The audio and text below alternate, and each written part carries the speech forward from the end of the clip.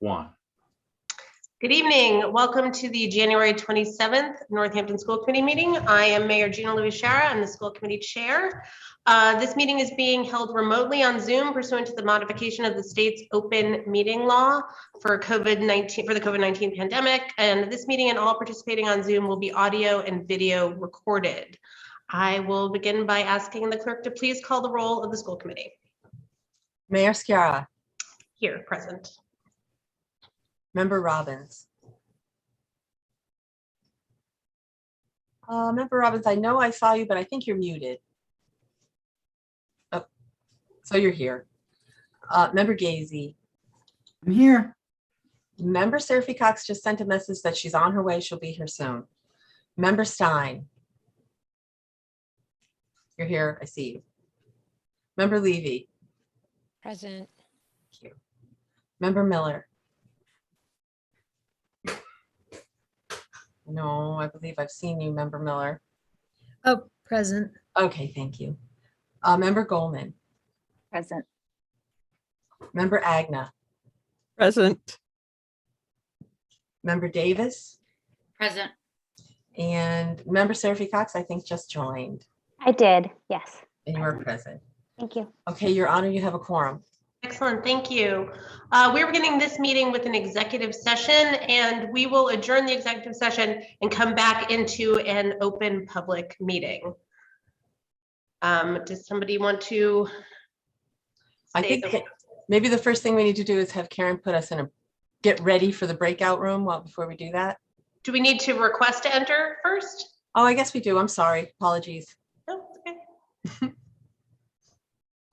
I would make a motion to enter executive session under Massachusetts General Law, Open Meeting, Chapter 30A, Section 21A3, to discuss strategy with respect to collective bargaining or litigation if an open meeting may have a detrimental effect on the bargaining or litigating position of the public body, and the chair so declares. Second. Roll call on entering executive session. Member Robbins. Yeah. Member Gazy. Yes. Yes. Member Seraphy Cox.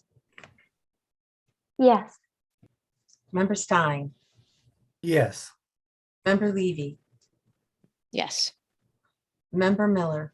Yes. Member Goldman. Yes. Member Agna.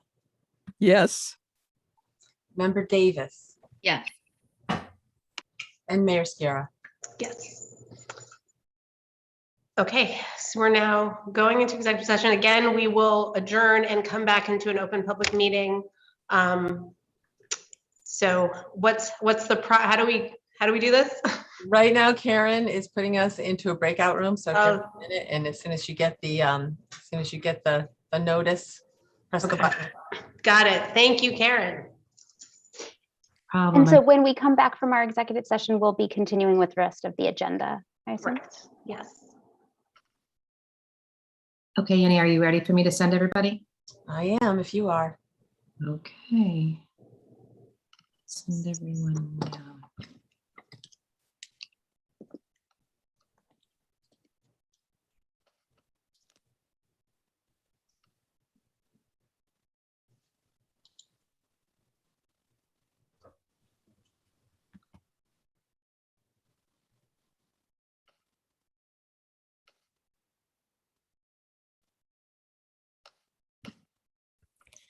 Erin, I think I missed my join opportunity.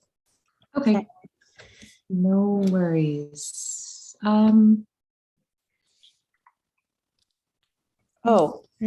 Breakout room at the bottom. Join. Got it. Should be all set. Thanks. You're welcome.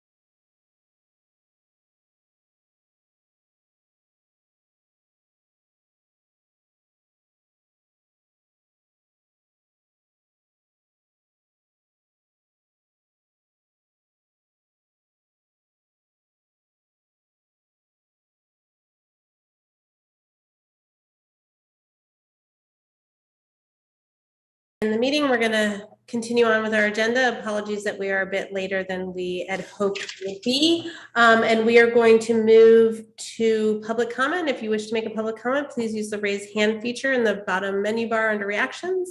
If you're having trouble raising your hand, you can use the chat feature, but that's the only reason we're going to use chat. Before you begin, please state your name and your city or town for the public record, and I will set a 3-minute timer for anyone, for everyone, because so everyone can have an equal opportunity to speak to us.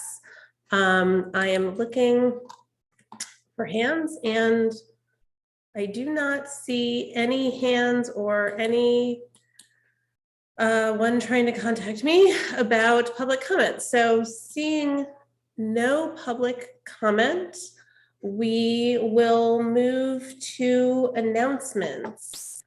Member Levy. Thanks. I just want to let folks know I received some information about educational opportunity that might be of interest to folks. The Minnesota School Board and Connect Education Group are presenting a series of workshops for school committee members. The 3 different workshops. They're ensuring student success, engaging in the self-work needed to be a champion. Number 2 is data and policy development, closing the gap. And number 3 is creating community connections, cultivating a culturally responsive education system. These are happening in the next month and a half or so. If anybody's interested, I can share the links with Annie and she can share with the rest of the school committee. I believe, well, I was gonna say I believe they're free. I have actually no idea. Okay, thank you. Member Stein. Yeah, I just wanted to recognize that today was International Remembrance Day for the Holocaust. And given sort of what we faced in our community, I wanted to note it and just quickly share something, a sentiment I saw from Jewish Voices for Peace about this, which is, on this Holocaust Remembrance Day, we mourn the Jewish, Romani, disabled, and queer people murdered in the Nazi genocides.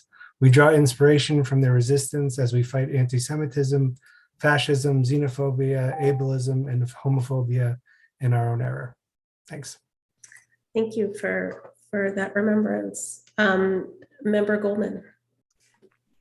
Thank you.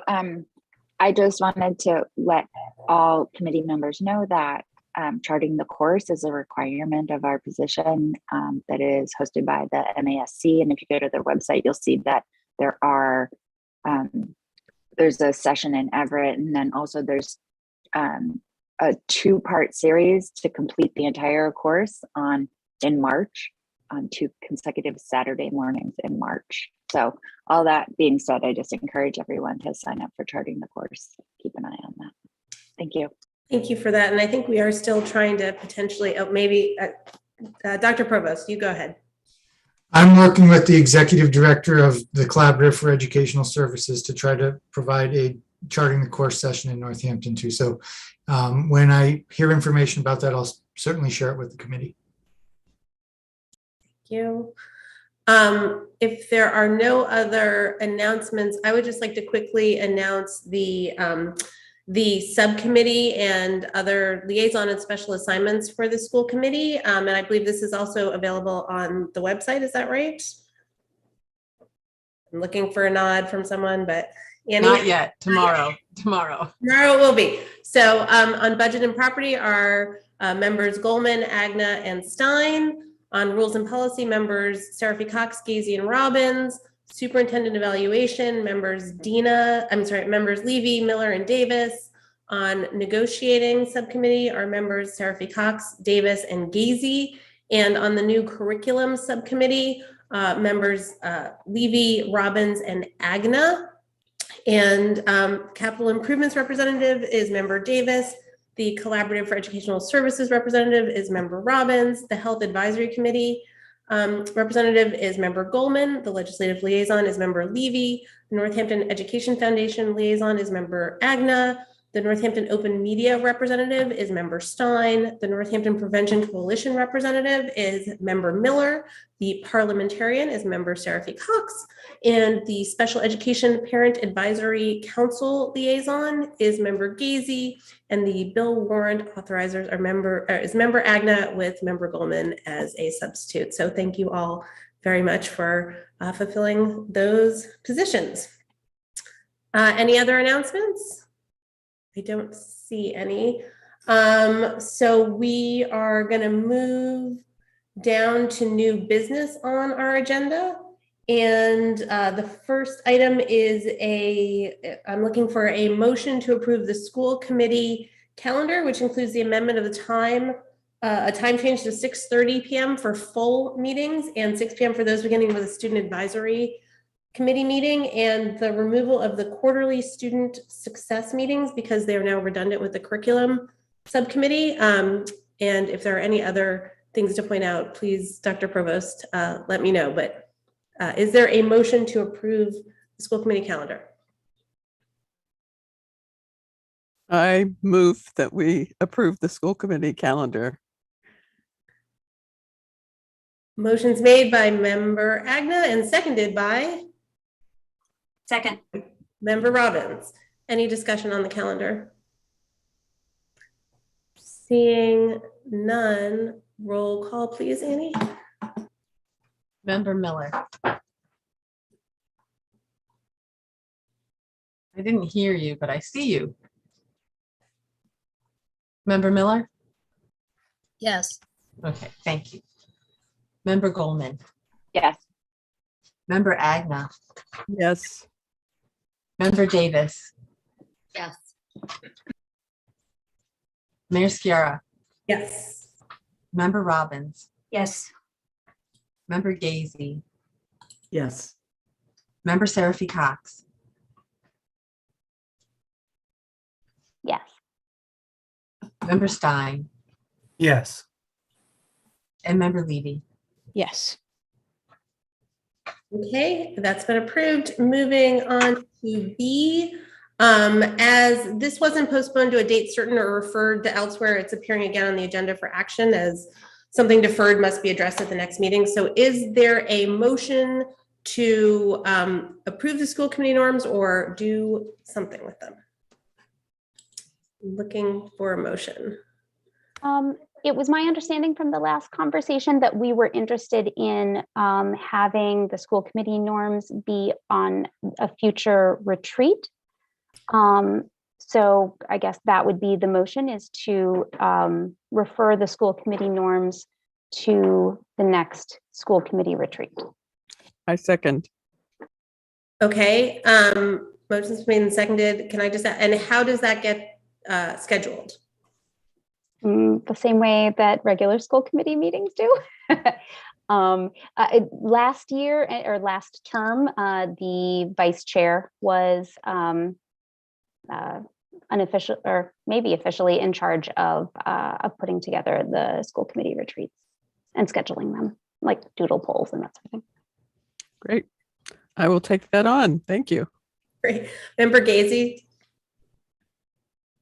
Would that mean that we would just keep the current norms until then? Do we need to say something like that, or? They have not been, I'm correct that they were not voted on at the last meeting, right? Right. They were not voted on at the last meeting, but they are not like the rules of procedure where they have to be re-upped every term. Right. Does that answer your question, Member Gazy? I guess so. Okay. Okay, so any further discussion? Roll call, please. Member Goldman. Yes. Member Agna. Yes. Member Davis. Yes. Mayor Sciarra. Yes. Member Robbins. Yes. Member Seraphy Cox. Yes. I'm sorry, I also skipped Member Gazy. Yes. Member Stein. Yes. Member Levy. Yes. And Member Miller. Yes. Okay, moving on to item C. This is discussion and possible vote to reconsider the role of the school committee in health-related decisions. This is on the recommendation of Member Stein. Member Stein, do you have a motion to put it on the floor? Yeah, before I put it on the floor, I'd just like to give a brief sort of preamble to situate why it's on the floor and why I suggested it for the agenda. Is that okay? I guess so. I think we had discussed that we prefer to have a motion to then have a discussion. Sure. That would. Sure. Yeah, I'll make a motion to put it on the floor. So a motion to reconsider the role. Yeah, a motion to reconsider the role of the school committee in health-related policy decisions. And yeah, making the motion to have the discussion of that item. Okay, and I'm looking for a second. I second it. Seconded by Member Agnew. Okay, go ahead, Member Stein. Thanks. Bear with me for one moment. I want to first thank the committee for voting a few weeks ago to have another meeting this month so that this issue and some of the other important items we've been working on could be addressed. When I first requested this to be on the agenda in early December, I did not foresee the crisis the Omicron variant would bring upon us. It's amazing that nearly 2 years into the pandemic, we've been experiencing record case counts in our communities, in our schools, and in our hospitals. Thankfully, we have vaccines, effective treatments, and more experience treating patients, but the virus is reminding us that we may have a long way to go before we can embrace a new normal. It's also sadly true that at nearly every level, not enough was done to have the necessary testing, high quality masks, and other mitigation strategies necessary to curb the spread. We saw it at the district level with DESI's poor planning and last minute attempt to provide masks of questionable quality and take home tests in the hours before school was set to resume from winter recess. It's no secret that school committees across the country have been consumed with COVID policymaking decisions, from remote and hybrid learning to masking to labor negotiations to layers of mitigation measures and interpreting evolving guidelines from local, state, and federal entities. This extraordinary situation school committees found themselves in, especially in the first year of the pandemic, was really overwhelming and stressful. Under this strain, and about halfway through their term, the previous school committee decided to delegate their responsibility for making COVID policy decisions to the superintendent and SHAC, which I believe is the Student Health Advisory Committee, a group that emerged from joint labor management conversations. With 7 new committee members this session, I think it's appropriate for us to decide this question ourselves and to determine if we want to resume our responsibility for policymaking or continue as the previous committee left it. I fully appreciate how tense this issue has become for school committees across the country. Closer to home, 2 members from Belchertown faced recall elections on Monday simply for having voted in favor of a failed resolution requiring vaccines for high school student athletes. As you may know, the recall failed in a landslide, and at least in this case, the citizens of Belchertown were not persuaded that an elected official should face recall for a single issue position. I mention this because I don't think there is, I do think there's some fear among many serving in office at this moment that fulfilling your obligation may put you in the crosshairs of various constituents. And while I certainly feel that this is a very real pressure, I'm also more fearful that in bowing to it, we do more damage to the institutions and constituents we serve and abdicate important responsibilities. My belief is that the school committees are elected to set policy for their districts, and that delegating this responsibility is a clear abdication of our duty. I think that the public deliberation of the school committee is vital to these issues because it provides transparency to our constituents, allows for public engagement, and lays bare the various interests, arguments, and assumptions that are all being balanced by districts all over this country as they make COVID policy decisions. To my knowledge, we're the only district in the Commonwealth that has delegated this responsibility. And while setting new trends can be a good thing, in this case, it's only led to confusion, a lack of transparency, and idiosyncratic process. I've spoken with a number of superintendents from neighboring districts and found no example of another school committee relinquishing responsibility as Northampton has. Importantly, there are differences about what committees and superintendents consider day-to-day operations versus policies. And in smaller districts, who might be empowered on certain issues may differ from larger ones. But I found no wholesale delegation of this policymaking responsibility by any other district. As a member of this committee, I currently have no insight into the COVID policymaking deliberations of the Northampton Public Schools. As a result, I'm unable to advocate for my constituents or respond to their questions. Our district will face many questions around COVID policy in the months and hopefully not years ahead.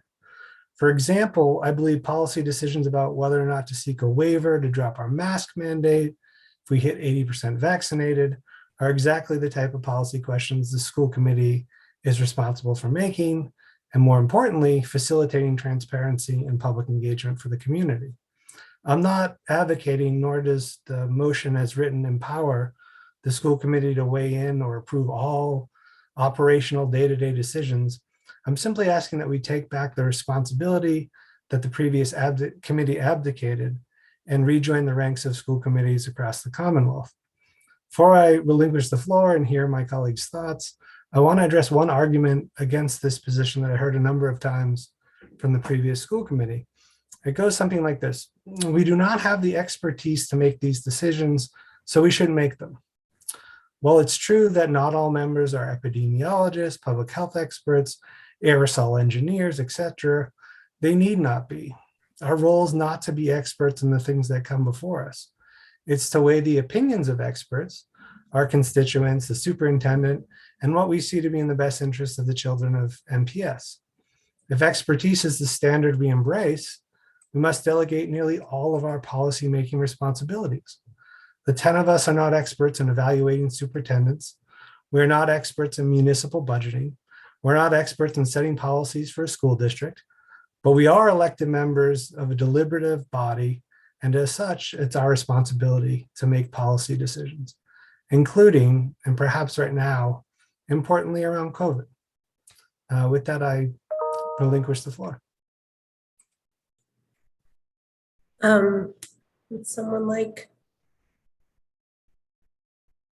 to comment?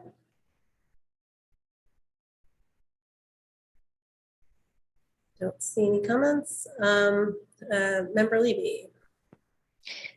Member Stein, I'm curious what your recommendation would be, specifically around the role of the shack. Is that what we're calling it?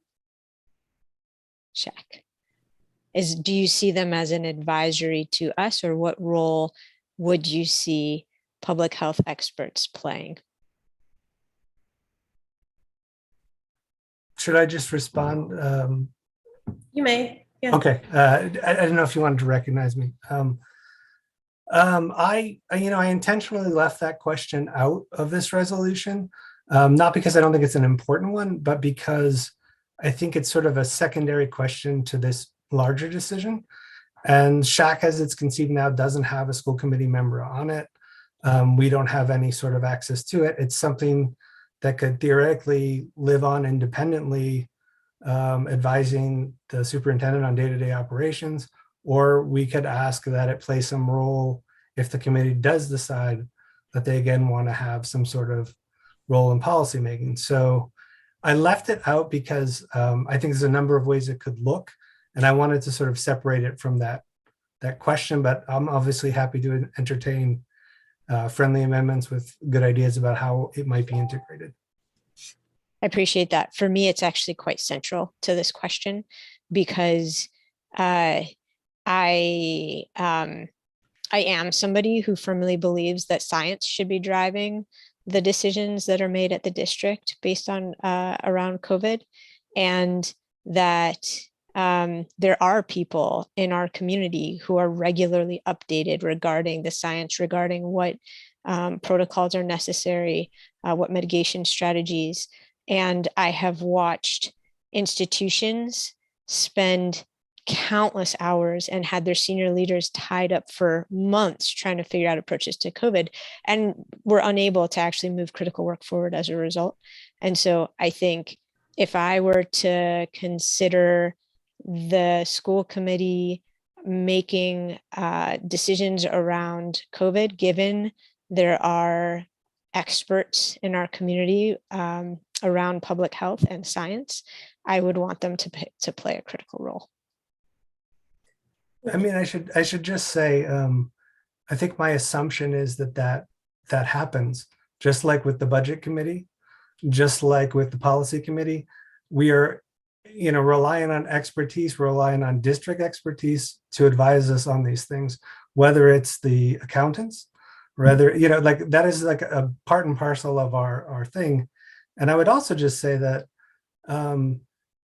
science drives it, but science is only one consideration. So one can imagine one of the conversations I had with the superintendent earlier today, the way in which they described the district grappling with the decision about whether or not to embrace the new DESI test program is one about science, but it's also one about choosing a number of things and balancing a number of things at once.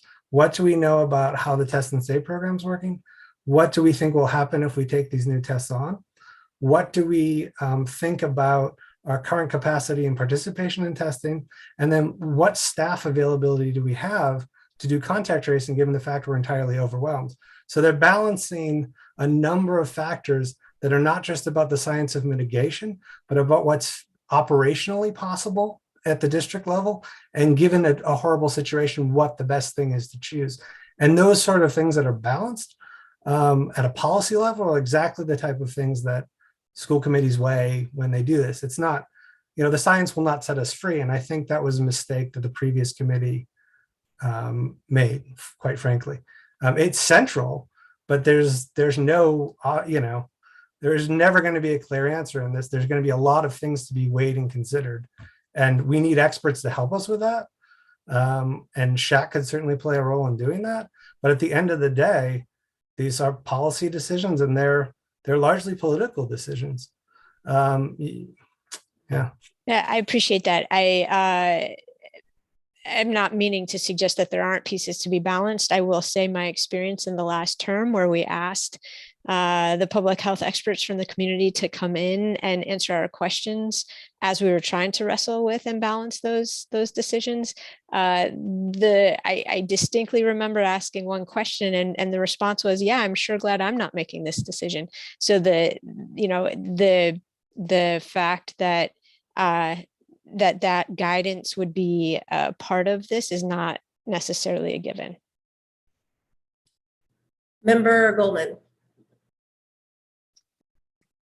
Thank you. My main concern with this motion, much like last month with the curriculum motion, is that I'm undoing something that's working for the possibility of something else that might address some of the issues with the thing that's working. So I'm looking for something really concrete about how, if we're not doing this, then what is it that we're going to do? What am I choosing? And I don't want us to be in this sort of limbo space. My other concern with this is that the pandemic and COVID is such a very specific issue. And this committee, or just the way this has already shown to be the case for us, is that we're not as fast moving and agile as I would like us to be able to meet the crisis of the pandemic. There are way too many factors. There's too many of us talking about things we don't know what we're talking about, asking a lot of questions, a lot of angles. I really appreciate the dedication and passion of the members on the Superintendent's Health Advisory Group, or SHAC committee, council, to make those recommendations. They are a part of the committee. I know they have the exact same concerns that we have. I don't want to be making those decisions for my children. I don't want my husband making those decisions. I don't want any of you making those decisions.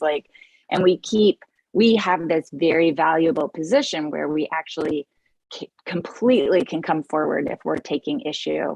And I'm sure many of us have come forward and be in touch with John about any issues we have about the decisions they're making. But I think because of the frequency they're meeting, because of the consistency of these meetings, I really don't support upending the ship. Thank you. Member Miller? My question is, as a novice, I don't know who is on the shack, and I don't know what kind of consultation they've already been providing. And before I vote to abdicate the value of their input, or them to, deciding things with the superintendent, I would like to know a little bit more about who is on that committee, what kind of health advisory are we getting and from whom, before I turn this all around. Dr. Provost, would you like to? Sure. In addition to myself, the Superintendent's Health Advisory Committee includes the health director for the city of Northampton, the public health nurse for the city of Northampton, the director of health, safety, and equity programs for Northampton, which in other districts is comparable to a nurse supervisor position. It has a nurse from one of our schools. It has a teacher from one of our schools and an ESP from one of our schools. And we meet every Wednesday at 2:30.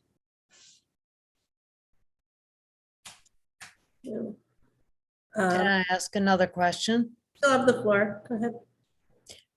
I guess what I'm wondering is, are there any doctors from outside of the public school system? Anyone else providing public health information that's outside of the public schools? Well, the health director for the city of Northampton and the public health nurse are both outside of the schools. Neither of them are physicians. The school physician does consult with that group from time to time, but she's not a regular participant. So she's the only MD that we have in the group. Okay, I didn't mean to show preference for doctors except for infectious disease specialists. And I can clarify, the school physician is a pediatrician, not an infectious disease specialist.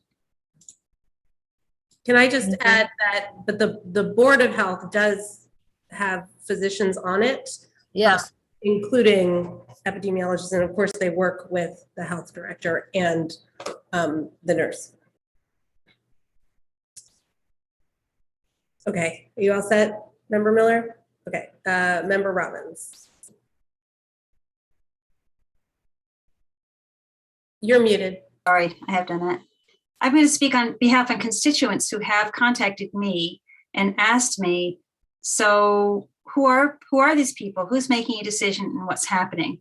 And are not comfortable with that not being something that is a public conversation, happens in these school committee meetings, where we actually, in listing who's on the SHAC committee, very curious to know why we don't have school committee members on it. And I wondered that at the very first time that Dr. Provost brought back the fact that there were weekly meetings that were happening.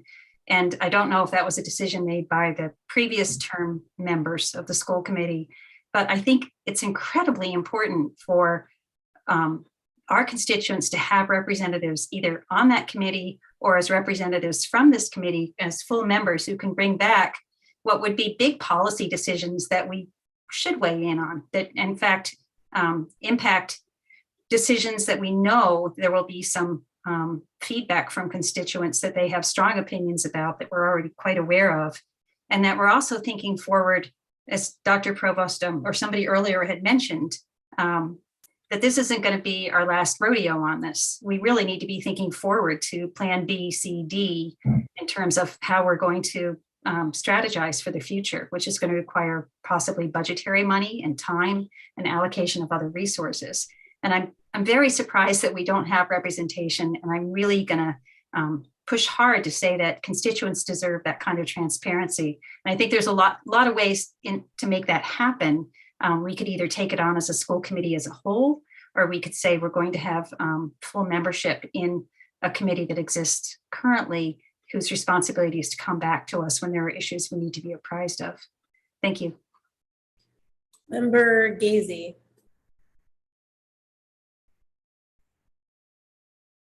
You're muted. Actually, the last two speakers have pretty much gotten my points. I was going to suggest that at least we have a member of the school committee in on those shack meetings. I don't know how you balance then, you know,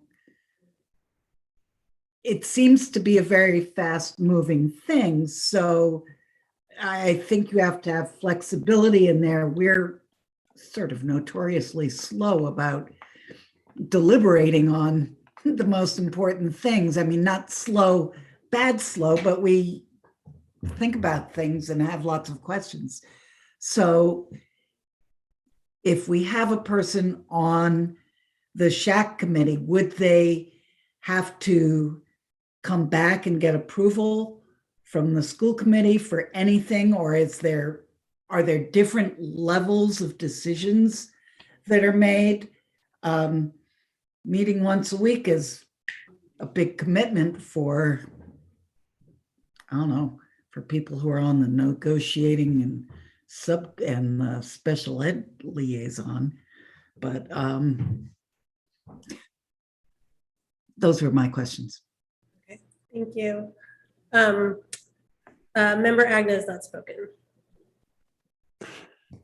Hi, I find it very compelling that what you've described, Member Stein, about the fact that we stand out in that we are the only district that doesn't have these responsibilities. And I don't know whether we're just so enlightened to think that we can't do that and we need the time and can't spend that time. But I do agree with what has been said, that there needs to be some connection with our school committee around the issues of the health of our students in Northampton, especially as somebody said, this is our last rodeo. This is going to be ongoing.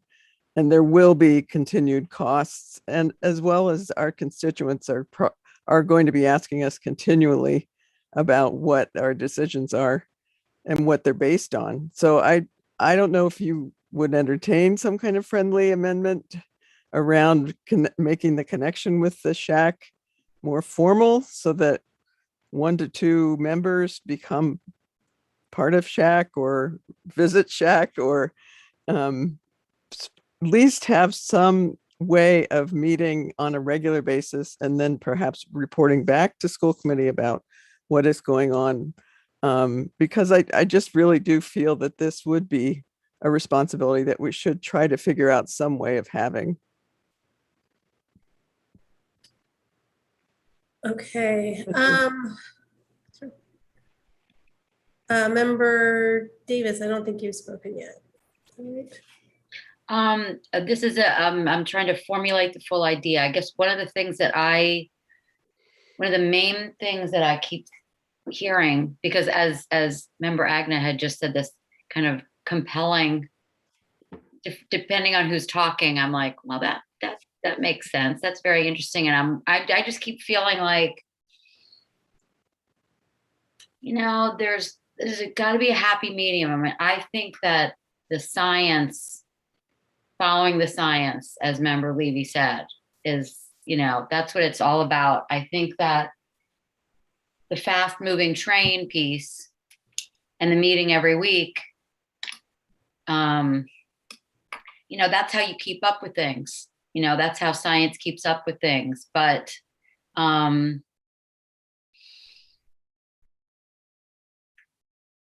demonstrating to the community that, and being able to answer in a fluid way to our constituents of what's happening.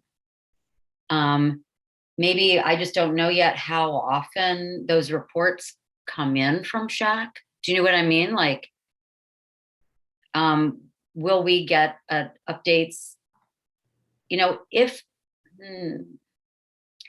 if those reports came back from Dr. Provost or Shack, in what form, that we have that information ready for our constituents, instead of like the person that's in person at the meeting. Perhaps that's suitable. Do you know what I mean? If somebody from the school committee can't be, actually a part of it, how is that information delivered to us in a way that makes us able to answer questions and clarify things for folks in the community? That's what I just want to say. Okay, thank you. Okay, so going back to member Stein and then member Levy. Yeah, I just want to sort of address some of the really great points that have been brought up. The first thing I want to say is that adopting this motion wouldn't require the school committee to be acting quickly on matters of concern that need to be decided very, immediately. All of those things tend to fall under the heading of operational day-to-day things, right? What we're talking about here is policies, and there's never really an emergency policy that requires a group to get together in a short amount of time. The other thing I want to say is that, in talking to the Board of Health about this, it's kind of awkward. Like, the way they approached the situation in the city was to say, okay, during the state of emergency, we're empowering the Director of Public Health to make all sort of policy decisions for us. And we've written up a legal document, and when the state of emergency lifts, that comes back to us. And recently they were asked to delegate it again, and they said, why? What do you need it for? And there was no answer. So they said, no, we still make policy, which is why we just had a hearing on whether or not to have a vaccine mandate in our restaurants, right? And that's a public hearing that the Board of Health has around an issue of policy, and they weigh many different things, and the public gets to understand what they're thinking, and then a decision is made. And it was kind of awkward in December when the Board of Health asked the school committee what their opinion was on whether or not there should be a vaccine mandate in schools. And the question came over, and it ended up on the school committee agenda, but the school committee had no authority to actually talk about it. So instead, what happened is Shack debated it in a black box, and then the superintendent presented Shack's decision. And what's not discussed in there is all of the other concerns that are not health, right? It's what's our liability, since the state is the only entity that can require vaccines. Are we going to get sued? How much risk are we taking on? Are we willing to take on that risk? Right? Like, there's a million things about this that are not dictated by the science. The science is vitally important, but it doesn't just, like, you can't just say, oh, the science, follow the science. It's, well, we could follow the science, but there's all these other concerns that we need to weigh as well. And right now, where all that is happening is in this committee that no one knew who the membership was until tonight, didn't know when they met, and has no sort of access to, right? So from my perspective, it's not enough. I think we need to have that policy-making decision again. And that doesn't mean we decide on everything. We certainly do not want to be involved in deciding about, what area students line up in to get their nose swabbed who are involved in pooled testing, or what day of the week we're going to have the vendor do that. That's not what we're talking about. That's clearly operational. What we're talking about is policy issues. So, it's totally unclear to me what things were weighed in the conversation with Shack around going to the new testing model or adopting the new quarantine standards from DESI.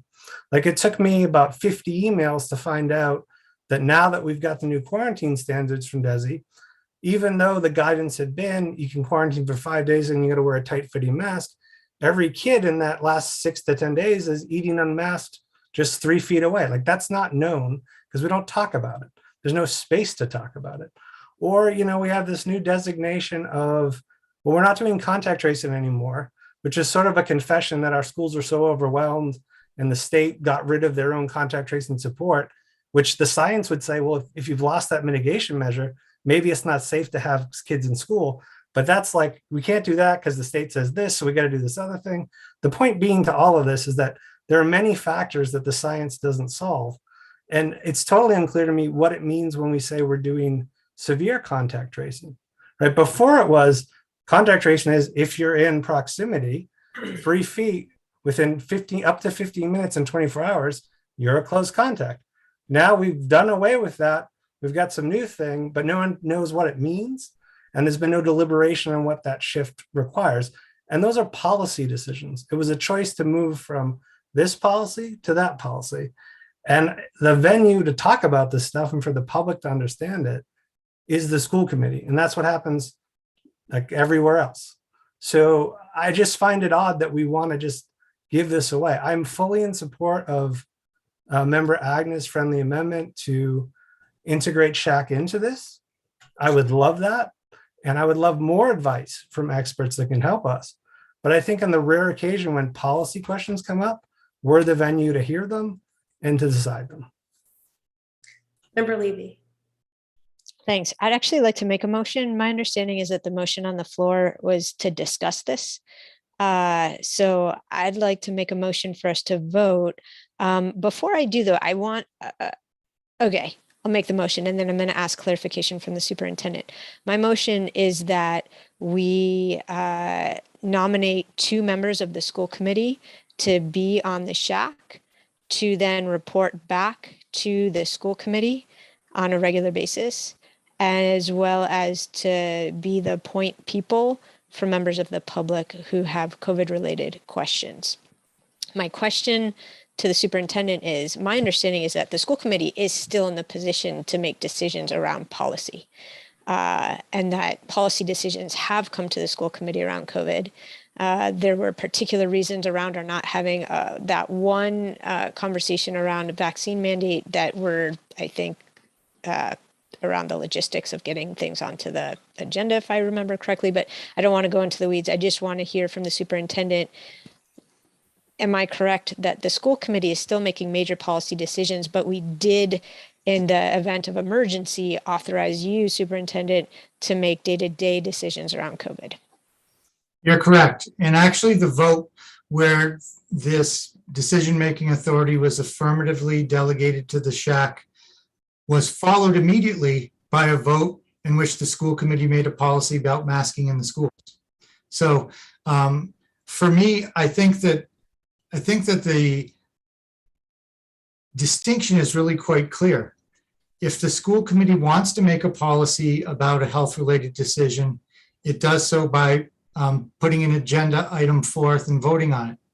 A lot of what is being discussed as policy is really not policy in the technical sense of the term.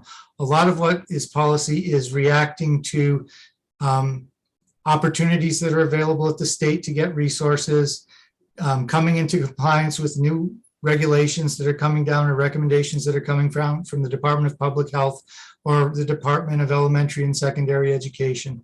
And a lot of it does get to the issue of nimbleness that one of the other members brought up. For example, the testing program for staff and students to take home. Superintendents were given a 15-minute notice of a call that was coming up to announce the program, and we were given 2 days to make a decision about whether or not to enroll our communities. So that was also a part of the rationale for putting these decisions into a group that wasn't bound by open meeting law, that didn't have to do the posting requirements, et cetera. You know, one of the things that I think would be helpful in sort of clearing up this muddiness is by saying, if the school committee wants to create a policy that impacts health, they still have the ability to do that through their monthly meetings. That's never changed. That has never changed. All that's happened is they've set up a structure for decisions to be made on a day-to-day basis involving the operational pieces. Now it becomes cloudy because the distinction between operations and policy sometimes can be unclear. But for me, the way to make that clear is to say, you have a policy when the school committee has voted for a policy. When you don't, then you're operating in the realm of day-to-day operations. Thanks. So I guess want to clarify in my motion that the school committee is still empowered to make, and this isn't a part of the motion, it's just a clarification. The school committee is still empowered to make policy decisions around COVID, but my motion is to add folks to the shack.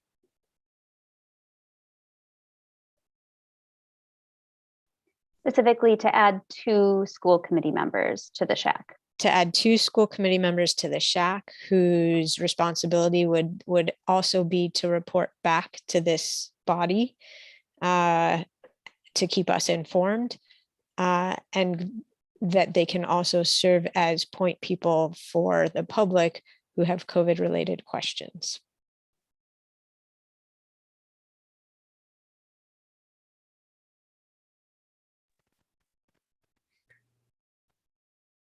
I have not heard a second. I second it. So motions have been made and seconded by member Agna. So we've now this is the motion that's on the floor. So any discussion is to this motion. So member Robbins to the motion on the floor.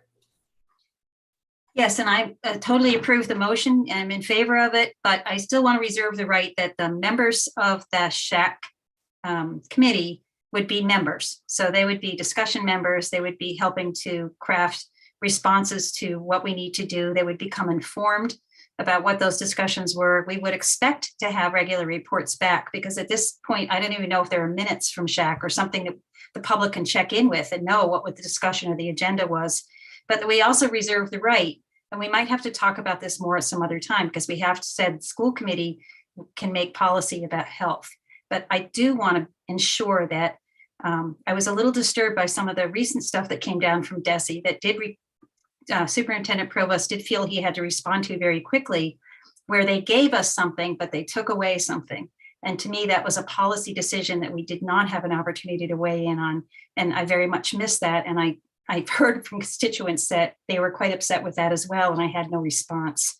So where there's immediate action that needs to be taken because we are receiving something, which I know teachers were very welcome to get, or will be welcome to get the masks and to get test kits. I want to ensure that it's not something where we're also saying, if you give it to us, we're going to give this back, that we're making decisions that really best serve our community and that we're part of that process and we're not handing that back. Thank you. Member Goldman. Thank you. Superintendent Provost, could you speak briefly to what you think might be the impact of having a couple of school committee members, or what you think would be the impact for SHAC and for the district if we were to pass this and put a couple of us on the SHAC? And also, I know Lisa Saffron's on the call also. I don't know if that's helpful. So I will defer to her on whether she wants to speak. She's obviously a very important member. Chris McHugh is on the call as well, and she also is another member. So I would, if the chair would recognize them if they wish to speak, I would want to make that opportunity as well. I would just say I'm not going to make any representations about what might happen because we've been down this road before, right? When COVID first hit, there was something called the JLMC that did include a member of the school committee who met on a weekly basis, much like the shack. I remember that member tearfully coming before the group in a public meeting saying it doesn't work. This isn't the type of situation where we're able to be effective as elected officials. It really needs to be something that's done in a different format, which is really what was the creation of the shack. And maybe that there are issues around transparency related to that, which I'm hearing now. But the resolution to go back to essentially the old model may bring up some of those old problems once again. And the other thing that I cannot speak for is the health department and what they may feel about their participation in this under a new model. Like I said, I do know there are other members of the shack if they wanted to talk on that point. That's all I can say. I can't really represent. Thank you. I am happy to recognize either Lisa Saffron or Kristen McHugh if you would like to share with us. I'm not seeing an indication that they wish to, but if you change your mind, just raise your hand and I'll be happy to recognize you. Okay, anyone who has not yet spoken, perhaps everyone has. Member Stein, do you have last thoughts? Yeah, just on this, I would be in support of that motion. I still think the trouble we have is understanding what a policy is and what an operational thing is. And I do think, as Member Robbins pointed out, when we're being offered a trade-off between this or that, and the trade-off is trading one mitigation strategy that we've put in place and heralded to the public as being essential to keeping their kids safe, and we make a change on it, that's something that needs to be made and deliberated in public, because it's a policy change. And the school committee is the place to do it. And, we did have time. There was this pressure to sign up, but it wasn't the only moment to sign up. We could have waited to sign up. And as I understood, the concern was that the public perception, if we didn't sign up, might be bad. And so, I mean, for me, that's just not how one needs to make a policy decision about these things. And, not everything comes before this committee. Not everything is a policy. But the way it's worked in the past is those decisions have been made by the agenda setting committee. So even if one wants to put one of these things or question if one of these things is a policy or operational, a member, you can't really get it through. So it's not as easy as saying, oh, I want this to be on the agenda as a policy. I still think it's important that we pass the motion that I brought, or rather the resolution that I shared with you all, that clarifies that we are the ones that make COVID policy decisions. Whether or not SHAC brings us recommendations and members are on it and all sorts of people weigh in, I'm happy for that. But we need to be clear that we're the ones that make policy decisions, just like we're the ones that make policy decisions about all sorts of stuff. We're going to revise all sorts of policies through our policy subcommittee. Many were rewritten last year. I didn't hear any complaints that there was no expertise to do that, or we were way out of bounds. And obviously those have direct effects on the ground in our buildings every day. And this is no different. So I would just urge, however this current motion gets voted on, I would urge the committee to also support the amendment that I shared, which I can make a motion to pass separately after this is resolved. Thanks. Thank you. That actually leads me to ask, Annie, so what if we did not remove a motion, is perhaps Member Levy's motion should not have been made until Member Stein's. Member Miller seems to be in the waiting room. I just let her in. Okay. If I may, Please. the motion that Member Stein had made when he first, introduced this was a motion to discuss. Yes, correct. Got it. Thank you. Thank you. I think I'm at like hour 13. Yep. No worries. So the motion on the floor is the motion that Member Levy made, which is to have 2 members of the school committee be part of the SHAC. Did I capture everything, Member Levy? Yes, and that they would report back to this group. And that they would report back to the full school committee. Dr. Provost, any last thoughts? This is your right to weigh in. Sure. I'll just say, whatever the future of the group is, I did share this when we had our meeting yesterday. I've been very grateful for the support that the SHAC has provided us through this time. I think that, we have been able to create a structure that has provided us with the opportunity to make really good decisions on behalf of the students of our district. It's a structure that we've been talking a lot about things that comparisons to other districts. It's a structure that I'm not aware of exists in any other district. And I hope that the work they do is able to continue in some format, regardless of the vote. Okay, thank you. All right, if there's no further discussion, roll call, please, Annie.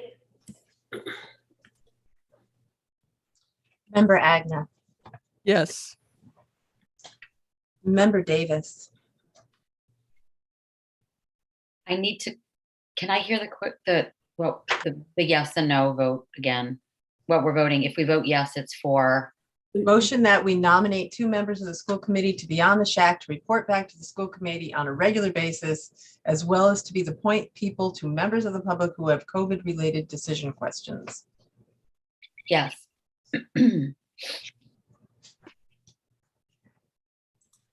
Mayor Scarra, Yes. Member Robbins, Member Robbins, you're muted. Yes. Member Daisy, Yes. Member Seraphy Cox, Yes. Member Stein, Yes. Member Levy, Yes. Member Miller, Oh, dear. She was having trouble with her internet. oh, yeah, I don't see her. We did. Okay, we'll skip Member Miller. Member Goldman?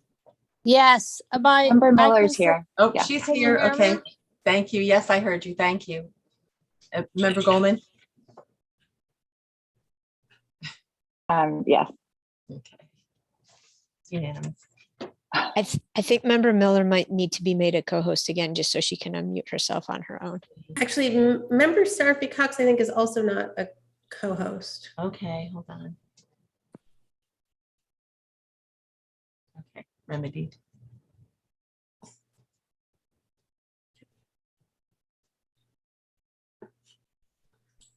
Okay, Okay, that's the final vote. It's unanimous. great. Thank you. Okay. So moving, sorry, Member Goldman. Why does it say playing music? You're muted. No? Member Stein? Yes, I just wanted to make a motion for the resolution that I circulated to be voted on. And lastly, say that if this is the case that we already have this power, voting on to affirm it has no consequence. So I'd encourage you all to reaffirm it since there is some question here. But I can read it again. It was in the packets. The first part of it was sort of just in a way undone. The first part is revocation of the delegated authority the previous school committee ceded to the superintendent and SHAC.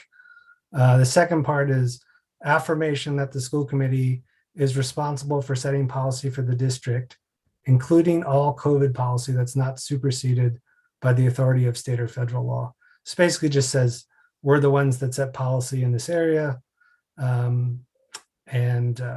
except where we can't, like busing, we can't say you can't have masks on bus, stuff like that. So I'd make a motion to vote to approve that. Second. Motions made by Member Stein, seconded by Member Robbins. Discussion? Member Stein? Member Stein? Oh, I'm sorry, it was the leftover hand. Okay, sorry. The Member Robbins? So a clarification for this is, I think we have said that the school committee has the authority to make policy decisions. And what I heard people say before was that hasn't changed with COVID. But it does feel as though the clarification for Member Stein's proposal is that, in fact, there have been instances where we have actually not done that. So I feel as though having this motion made is just reaffirming that we already have a policy that says that we can do this. And that when there's an issue of policy that arises from our representatives reporting to us from SHAC that they feel really needs school committee input, that we're authorizing them to bring that to us, and respecting the fact that the committee is going to be thinking forward and thinking positively and doing the best work, but we will have that communication with them where that situation arises. That is not operational day to day, but really impacts the broader health issues of the kids. Member Agna? Yeah, I was just going to ask, I'm confused because I hear that we do have the authority or over policy, but then Member Stein's first part of his motion has to do with the fact that the school committee did cede its authority to do this. So I don't know if we're having to override something that was ceded, or we always had it in the first place, so it wasn't ceded. So if you understand what I mean, I would love some clarification on that. I mean, it was a really odd thing, right? Because the last committee made these votes to delegate authority, but then would selectively say, no, actually, we still do this. But then there was things made that they didn't want to talk about. So then they never came to the floor, right? It was very weird. So the poor member Kaufman would endlessly be like, I thought we decided this. I thought we were making none of these decisions. And then at the 11th hour, someone would say, but actually, I want to change the mask policy. And they say, no, we said we're not going to do this, right? But the majority of the time in the second half of the term, all of the policy decisions were given, and there was this ambiguous understanding that that's what they had decided, but very unclear. So I'm trying to make a clean break. So I don't know if we should change that language in the first part or what, but like, I think it's muddy and I think it hasn't made sense. And I think it is ambiguous. So that's sort of why I'm bringing the question to us.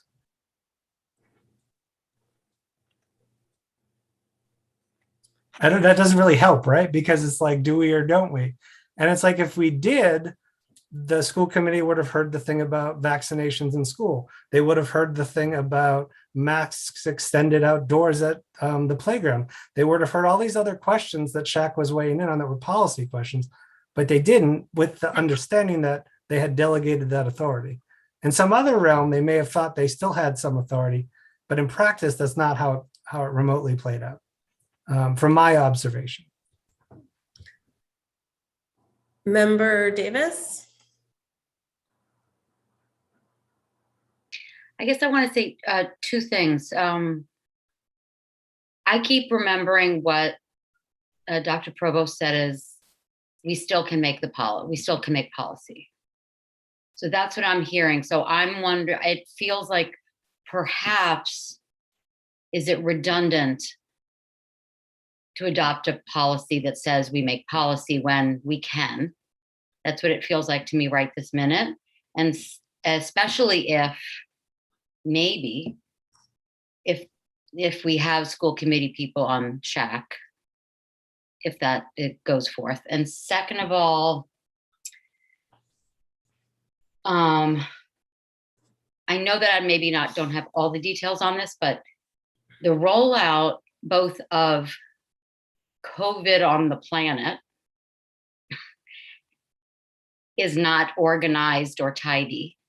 We're building the plane while it's in the air for 2 years. That's how it feels to me as a human and as a school teacher myself. And second of all,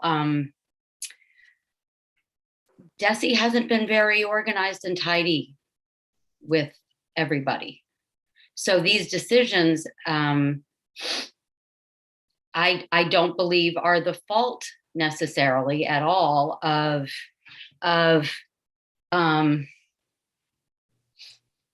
schools and towns and school committees if there's some disorganized looking running around when they just get information. So there's been a lot of disorganization that is not something that we could have controlled. I guess that's what it feels like. Some of those things, at least, anyway. But back to the first thing is that I feel like, well, we can make those policy decisions. It sounds like to me. That's what I'm hearing. Are there members who have not yet spoken?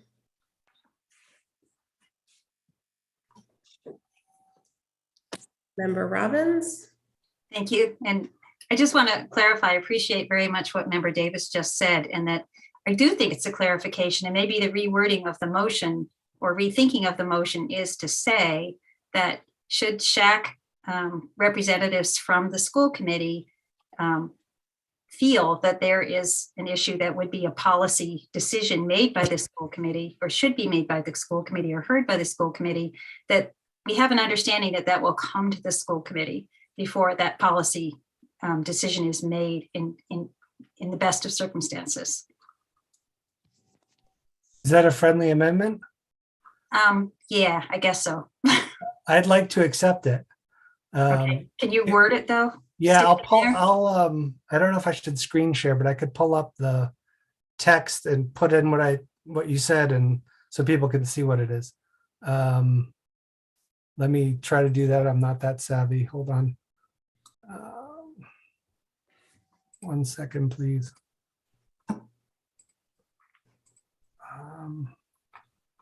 Okay, screen share. That's not it. Here we go. So this is just what I shared with you. That's not part of the motion, right? This is just sort of the context. So I'll take that out. And I'm thinking here, Member Robbins is where we would put that. So since we've just passed this other thing that puts members on SHAC, we would say, sorry, you said it really well, and now I can't repeat it. That our SHAC school committee representatives are entrusted to identify issues of policy and bring them back to the whole school committee for discussion. And what was the word? I said entrusted. Entrusted, thank you. I like trust. To identify and bring back issues of policy for the school committee to vote on, or for the school committee to deliberate, or I don't know. Consideration for the school committee's consideration. Yeah, that's good. The SHAC school committee members are entrusted to identify and bring back issues of policy for the school committee's consideration. That's got it, Member Robbins? I like it. Okay. And then this just reaffirms what may or may not be the case. So if it's not the case in practice, it's reaffirming it. If it is the case in theory, it's just reaffirming it.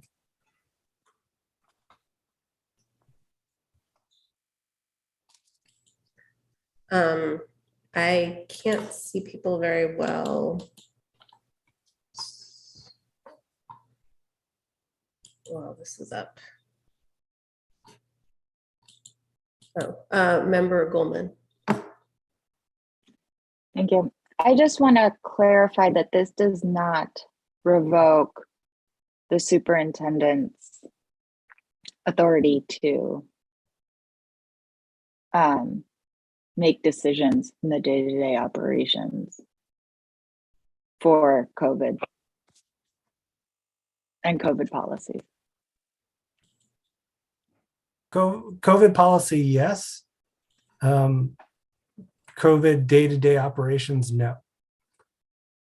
And so what I understand Member Robbins' thing is saying, all right, well, the mechanism we're entrusting to identify the things which we would consider policy are the members that are on the SHAC, right? So that's sort of, because most of the time this might be clear, but there will be times where it's debatable, right? But we would rely on those members to identify and bring back the issues of policy. But it maintains the consistent division of operation and policy that we have for everything.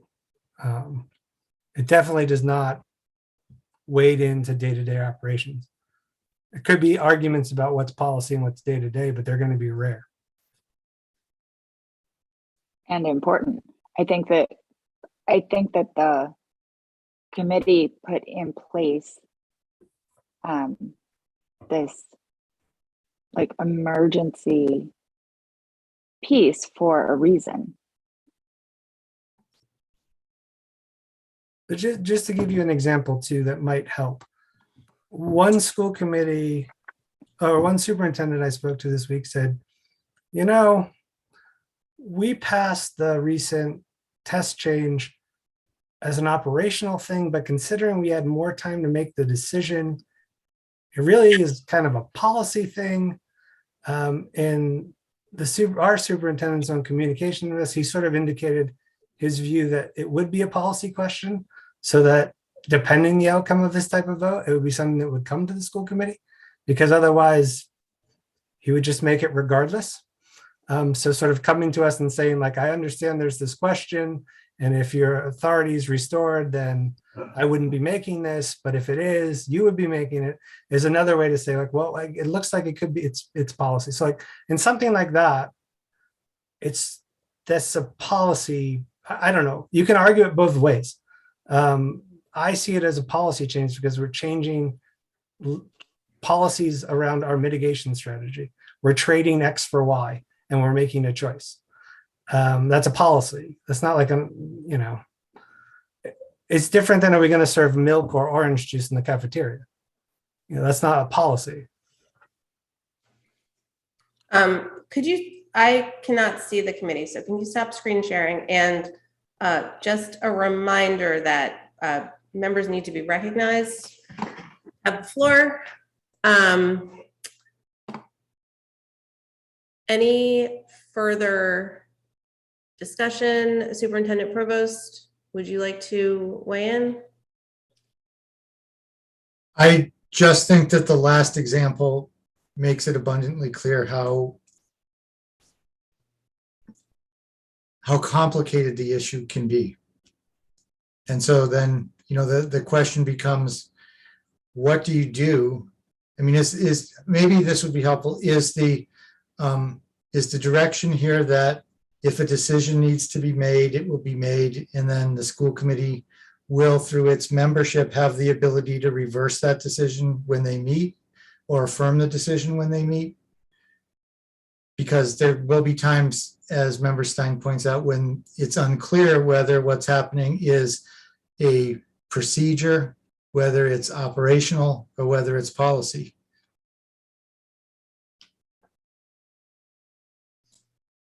Okay, seeing no further comment, roll call, please, Annie.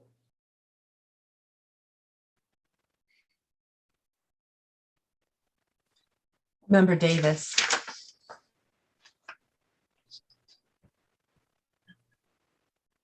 You're muted, member. Can I ask again, are we voting on what was just typed on the screen? Yeah, that was a friendly amendment that was accepted by Member Stein.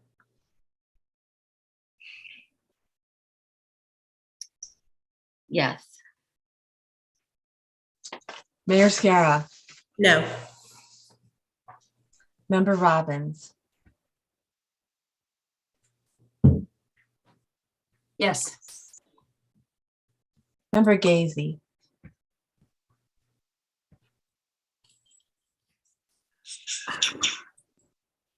Yes. Member Seraphy Cox.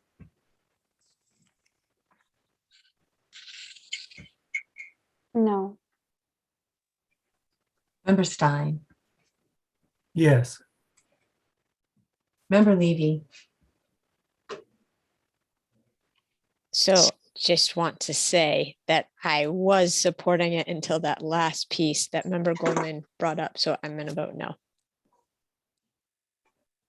Member Miller.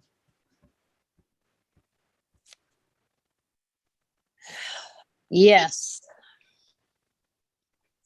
Member Goldman. No. And Member Agna. Yes.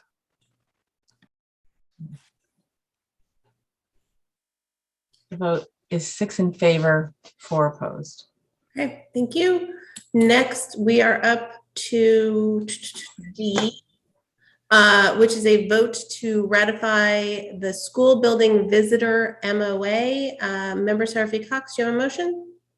Yes, I would make a motion to ratify the school building visitor MOA. Second. Motion made by Member Seraphy Cox, seconded by Member Levy. Any discussion?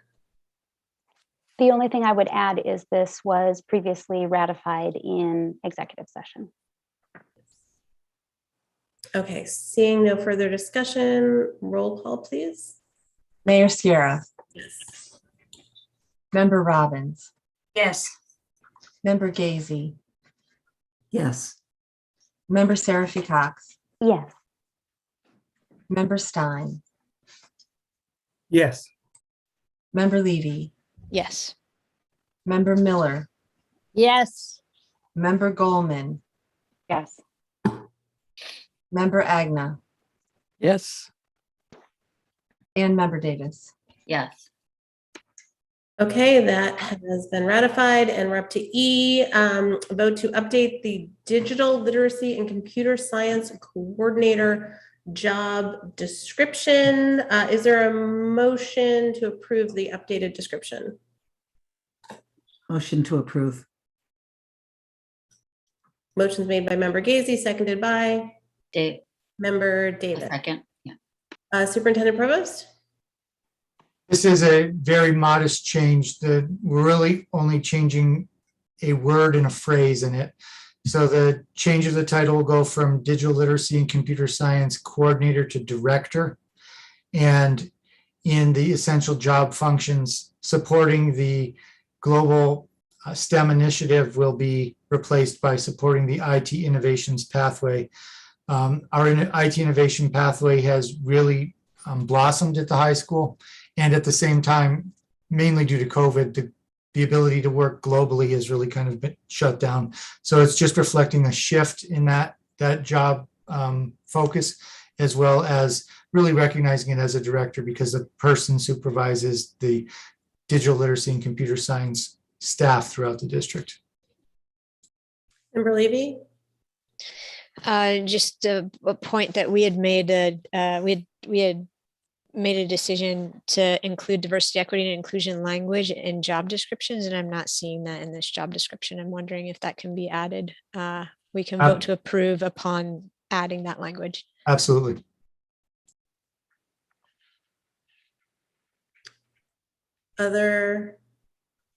Any other discussion? Is there set language that gets added? Okay.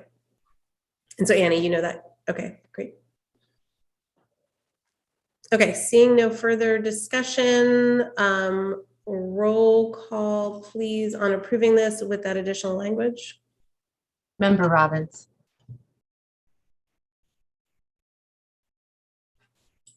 Member Robbins? Yes. Yes. Member Gazy, Yes. Member Seraphy Cox, Yes. Member Stein, Yes. Member Levy, Yes. Member Miller, Yes. Member Goldman, Yes. Member Agna, Yes. Member Davis, Yes. and Mayor Sierra. Yes.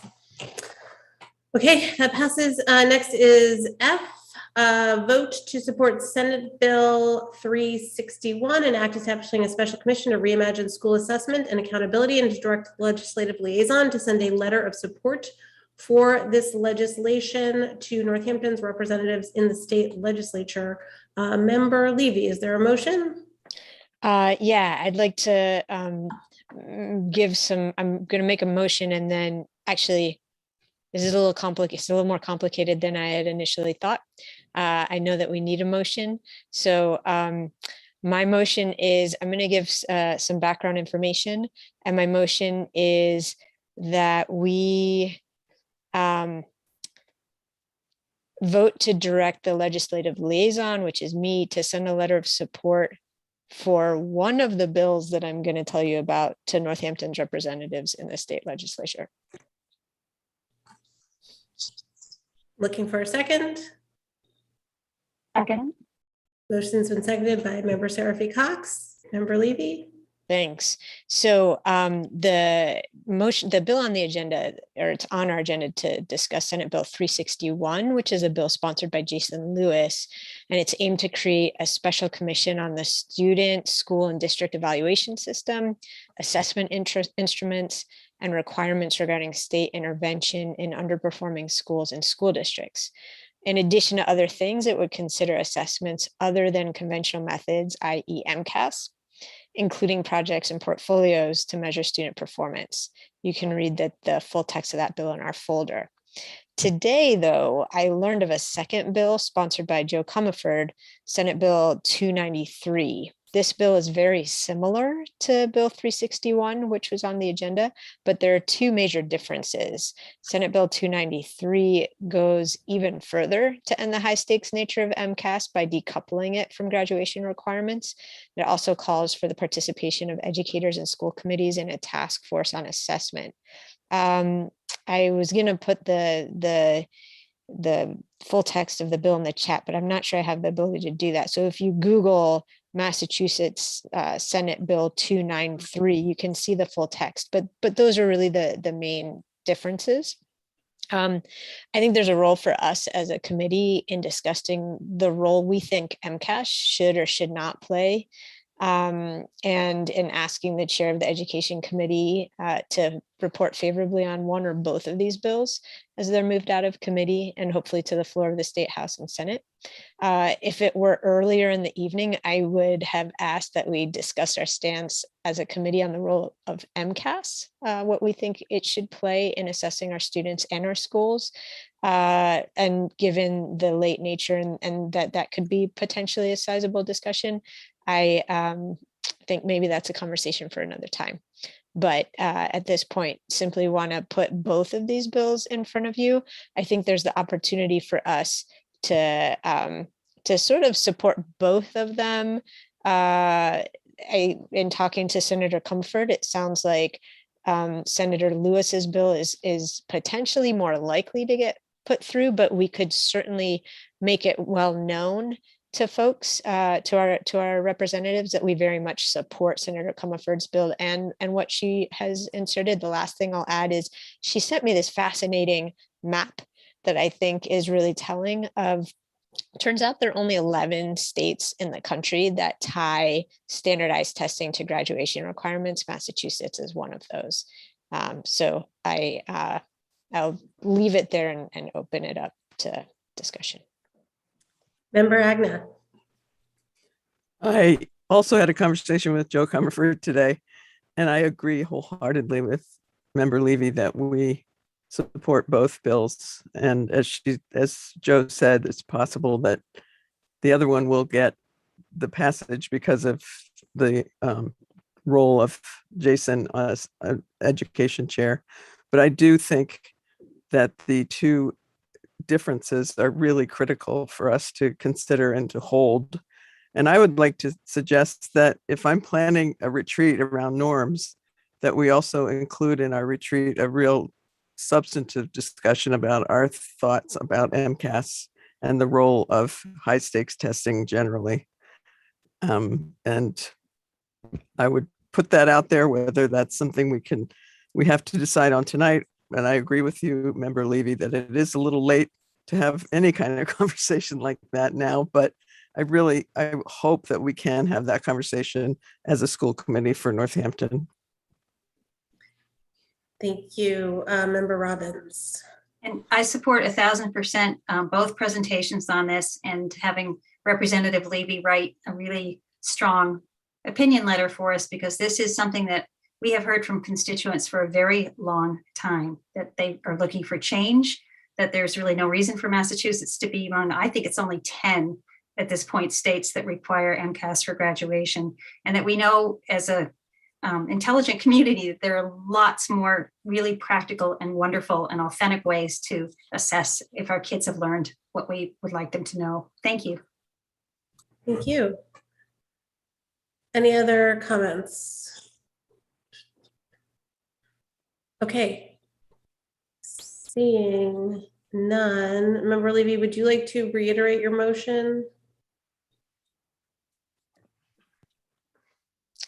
can't really remember what I said because it's not what I initially intended. I think it's that we vote to direct the legislative liaison to send a letter of support for both of these bills to Northampton's representatives in the state legislature. And I would absolutely, not part of the language of the motion, but I would absolutely emphasize what members Agna and Robbins have articulated in terms of our strong desire to see progress here. Okay, thank you. No further comments from anybody? Okay, roll call. Please, Annie. Member Gazy, Wholeheartedly, yes. Member Seraphy Cox, Yes. Member Stein, Yes. Member Levy, Yes. Member Miller, Absolutely, yes. Member Goldman, Yes. Member Agna, 1,000 times yes. Member Davis, Yes. Mayor Sierra, Yes. and Member Robbins. Enthusiastically, yes. Okay, that is definitely a yes, and that goes forward. So that brings us to just announcing the future business and meeting dates. These will all be held via Zoom. This is the joint City Council School Committee and Smith Folk Trustee budget meeting, budget projection. That's going to be Tuesday, February 1st at 7 p.m.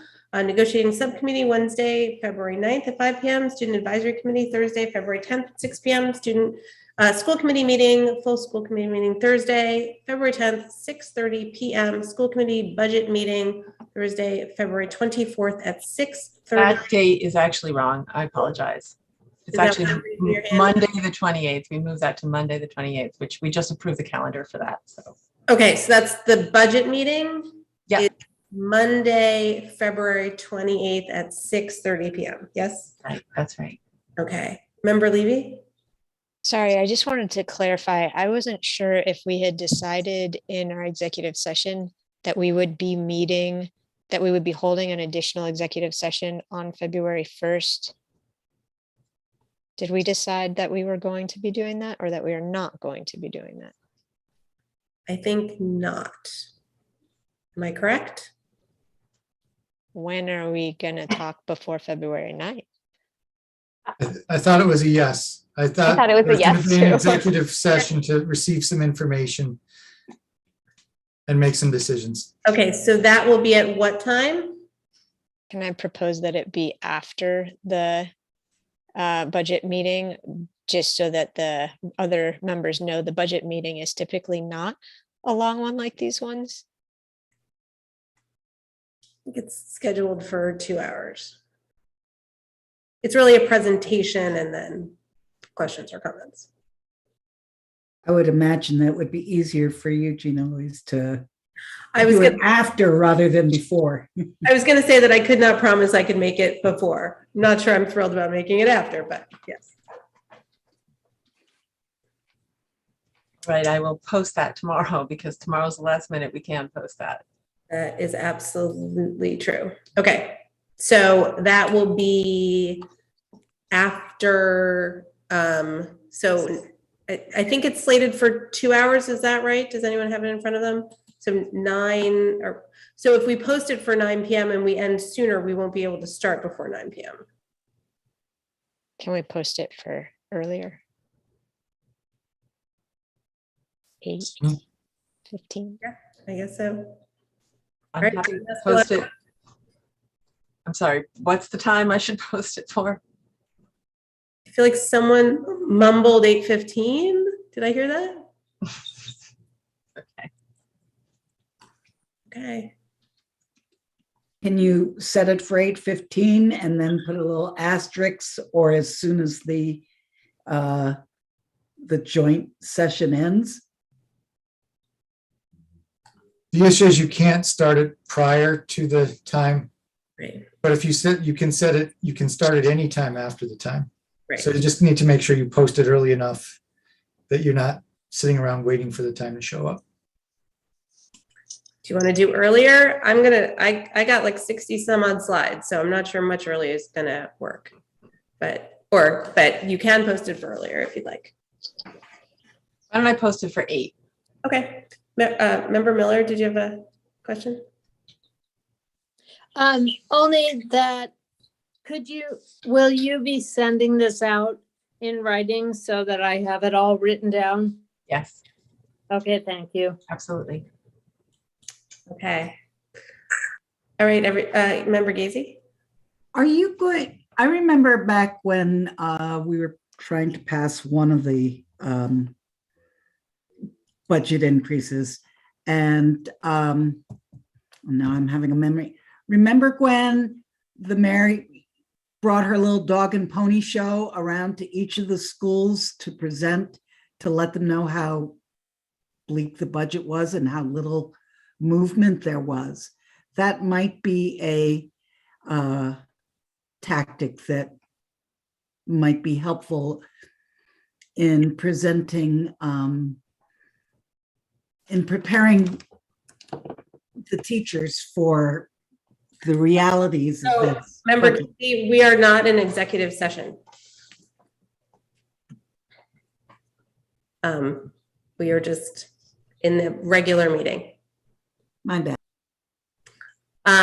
Okay, so we have just announced all the future meetings, including an additional one, and there's nothing else on the agenda, so motion to adjourn? Motion to adjourn. Member Goldman, were you the second? Okay, motion is made and seconded. Roll call, please. Member Seraphy Cox. Yes. Member Stein. Yes. Member Levy. Yes. Member Miller. Yes. Member Goldman. Yes. Member Agna. Yes. Member Davis. Yes. Mayor Ciara. Yes. Member Robbins. Yes. And Member Gazy. Yes. Okay, we're adjourned. Thank you, everybody. Good night. Thank you.